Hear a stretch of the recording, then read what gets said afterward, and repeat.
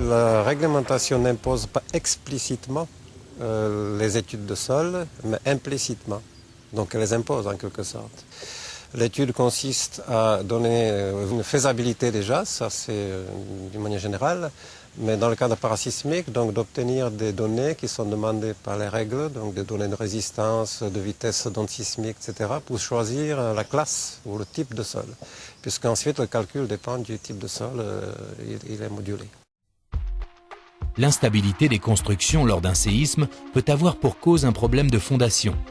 L'étude du terrain permet de caractériser les propriétés du sol, de qualifier sa nature et d'en déduire l'accélération sismique de référence. Elle sert aussi à définir les risques d'effondrement souterrain, d'éboulement ou de liquéfaction du sol en cas de séisme. À partir de cette étude, on détermine l'implantation idéale ainsi que les principes de réalisation des fondations de la maison qui devront peut-être aller chercher le substrat rocheux à travers les couches fragiles ou trop meubles. Les fondations sont conçues en adéquation avec la nature du sol et organisées de façon à réagir comme un système solidaire et lié efficacement à la superstructure. Dans les angles et les croisements, les armatures sont posées avec des recouvrements, de façon à assurer la continuité de l'armature dans les trois directions.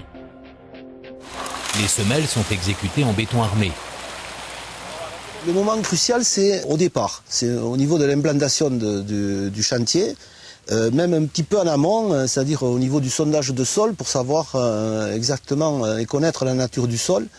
Et après, au niveau de l'ouverture des fondations et au positionnement du ferraillage des fondations. Tout maçon peut être en mesure de respecter ces règles parasismiques. C'est déjà c'est à la base aux fondations, donc il y a la mise en place des poteaux raidisseurs qui nécessitent quand même une attention particulière puisque c'est au départ. Il faut vérifier le coulage des fondations, le coulage des planchers et là à chaque fois il y a une personne intégrée dans la société qui contrôle, qui est en fait le conducteur de travaux et qui contrôle toutes ces opérations en parallèle avec le maçon.